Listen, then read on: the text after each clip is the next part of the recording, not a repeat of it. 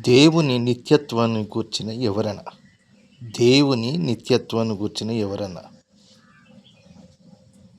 నిత్యత్వం అనేది ఆది అంతము లేని కాలం. ఆది అంతము లేని కాలము వ్యవధి. ఎల్లలు పరిమాణం లేని ఉనికి. ఎల్లలు పరిమాణం లేని ఉనికి. భూత భవిష్యత్ కాలము లేని వర్తమానం.